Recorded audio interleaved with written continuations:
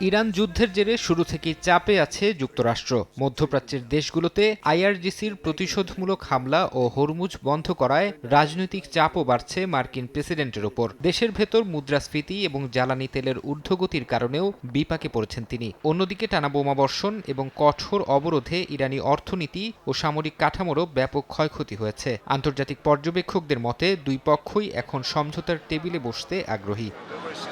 চুক্তির অন্যতম প্রধান শর্ত হিসেবে হরমুজ প্রণালী পুনরায় খুলে দেওয়ার বিষয়টি সামনে আসছে। বিশ্লেষকরা বলছেন, যুক্তরাষ্ট্রের বন্দর অবরোধের ফলে ইরানের তেলের ওপর নির্ভরশীল চীনও সংকটে পড়েছে, যা তেহরানের ওপর চাপ আরও বাড়িয়েছে। এছাড়া পরমাণু সমৃদ্ধকরণ স্থগিত করার বিষয়েও দুই পক্ষ কাছাকাছি পৌঁছেছে বলে ধারণা করা হচ্ছে। এই সম্ভাব্য চুক্তির পথে বড় বাধা হিসেবে দেখা হচ্ছে ইসরায়েলকে। সিএনএনের প্রতিবেদনে উল্লেখ করা হয়েছে, ইরান তার আঞ্চলিক প্রক্সি গোষ্ঠীগুলোকে রক্ষা করতে চাইলেও ইসরায়েলের অনড় অবস্থান আলোচনাকে জটিল করে তুলছে। বিশ্লেষকরা সতর্ক করে বলছেন, লেবাননের সাথে ইসরায়েলের সরাসরি আলোচনা চললেও হিজবুল্লাহকে নিরস্ত্র করার বিষয়টি এখনও অনিশ্চিত। ধারণা করা হচ্ছে, মূল চুক্তিতে দ্রুত পৌঁছাতে হিজবুল্লাহর ইস্যুটিকে আলাদা রাখা হতে পারে, যা ইসরায়েলকে তাদের প্রয়োজন মতো লেবাননে হামলার সুযোগ দেবে।